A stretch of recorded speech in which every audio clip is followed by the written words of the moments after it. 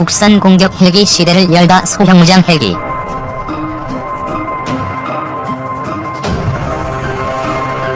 2018년 12월 18일 사천의 한국항공우주산업공장에서 소형무장 헬기 CJ1호기 출고식이 열렸다. 이날 첫 선을 보인 LAAH는 오는 2023년부터 육군의 500MD와 비록 152S5, AH-1S 등을 대체하는 주력 무장 헬기로 대량 배치될 예정인데, 한국은 최신 기술로 무장한 신형 공격 헬기를 개발했다며 들뜬 분위기였지만 출고 소식을 접한 해외 누리꾼, 특히 중국 누리꾼들은 박장대소를 금치 못했다. 한국의 신형 공격 헬기가 해외에서 비웃음거리로 전락한 것은 2020년대에 배치될 최신형 기체의 형상이 43년 전 개발된 구형 헬기와 거의 똑같았기 때문이다. 특히 중국이 1980년대 초반부터 대량 생산했던 Z9 헬기와는 일부 구성을 제외하면 거의 판박이었다. 중국 누리꾼들 입장에서는 황당하고 웃길 수밖에 없었다. 자신들이 거의 40년 전 라이선스 생산했던 기체와 거의 똑같은 기체를 한국이 2020년대에 대량 배치할 최신형 기체랍시고 내놓았기 때문이었다. 한국의 LAAH와 똑같이 생겼다는 중국 헬기는 중국이 1982년부터 조립 및 명화 생산을 시작한 Z9 기종이다.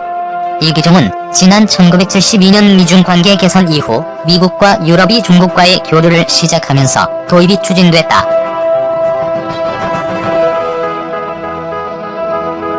당시 중국군의 주요 군사장비는 대부분 소련제였으나 소련과의 관계 악화로 인해 소련제 신형 헬기의 도입이 어려워지면서 중국은 미국제 헬기와 유럽제 헬기의 명화 생산을 추진했다. 미국의 델 E-12/412 계열 헬기와 프랑스의 SA-365N 돌핀 헬기를 최종 후보 기종으로 비교 평가한 결과 훨씬 더 좋은 조건을 제시한 프랑스 기체를 선정한 중국은 1980년 정식 계약을 체결하고 50대에 달하는 헬기의 면허 생산을 시작했다. 총 6단계로 이루어진 면허 생산 사업을 추진한 결과 중국은 1982년 2월 1호기를 출고하고 이 헬기의 이름을 Z9로 명명했다. 50대의 면허 생산이 종료되자 중국은 면허 생산 기간 중 획득한 기술과 프랑스의 기술 지원을 바탕으로 Z9의 국산화에 착수, 성능 개량 및 국산화 기체 생산에 들어갔다.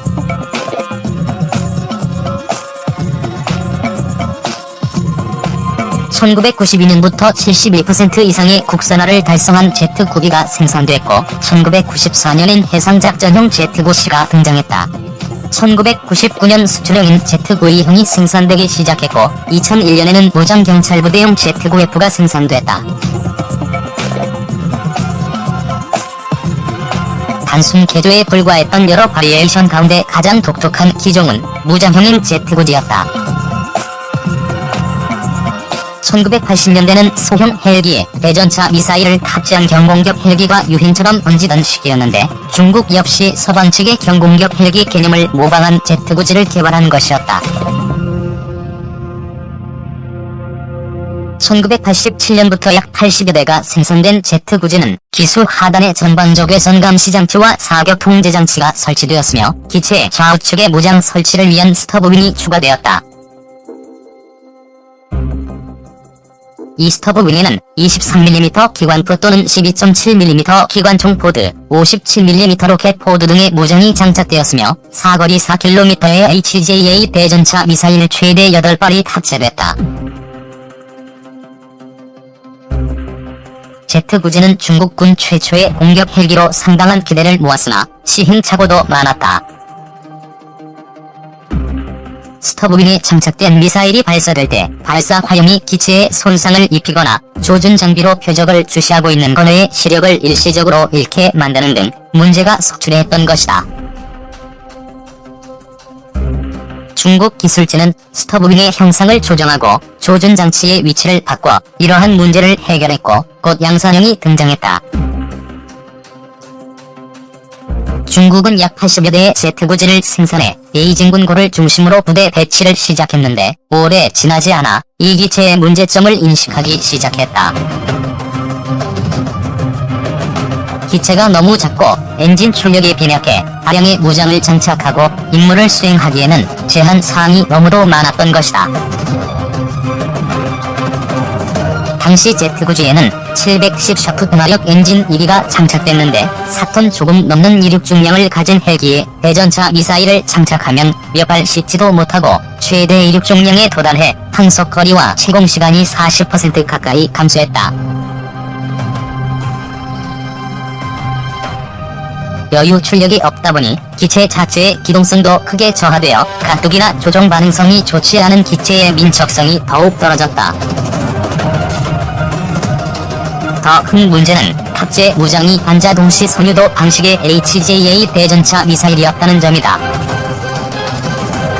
이 유도 방식은 미사일 품위에 달린 가느다란 와이어를 통해 발사 헬기가 미사일을 직접 조종하는 유선유도 방식이다. 다만 사수가 조이스틱을 이용해 조종하던 이전 세대 방식과는 달리 조준경으로 표적을 조준하고 있으면 미사일이 알아서 유도되는 방식이다. HJA 대전차 미사일의 최대 사거리는 4km 정도, 기행속도는 220m/s 수준이었다. 즉, 발사 후 표적에 명중할 때까지 헬기는 어디로 이동하지도 못하고 멈춰서 18초 이상을 떠 있어야 한다는 의미다. 적전차가 대공기관총을 발사하거나 휴대용 지대공 미사일을 발사하면 꼼짝없이 당할 수밖에 없다.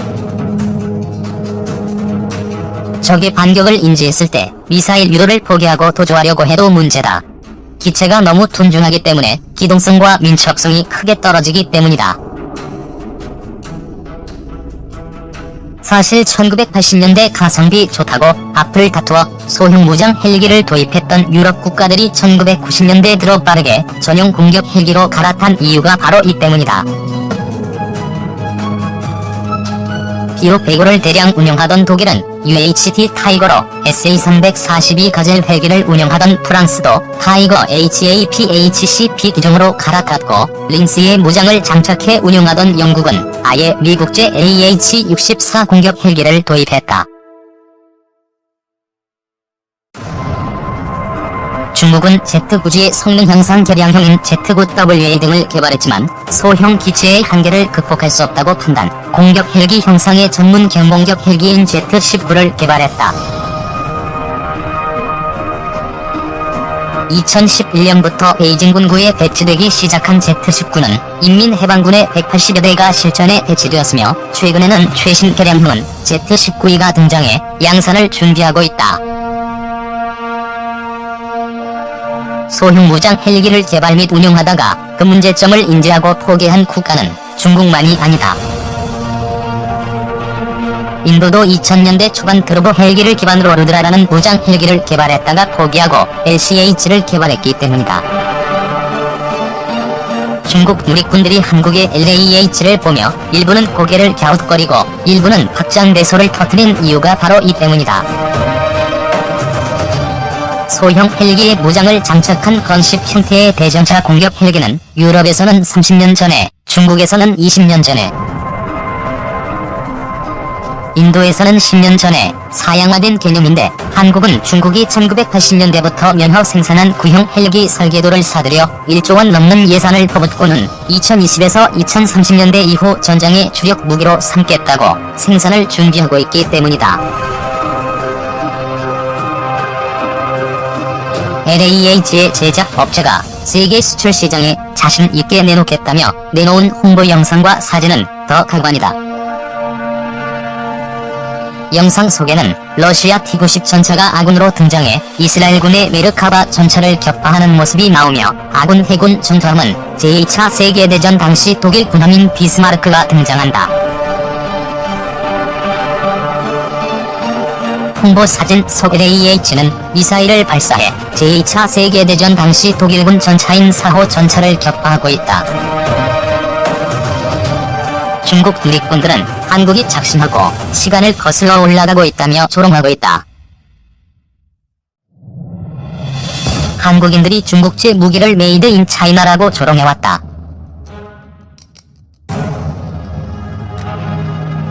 그러나 중국은 한국이 한국형 명품 헬기라고 호들갑을 떠는 그 헬기를 40년 전부터 생산하고 이미 그 후속 기체의 개량형까지 선보이고 있다. 이제는 누가 누구를 비웃을 처지일까?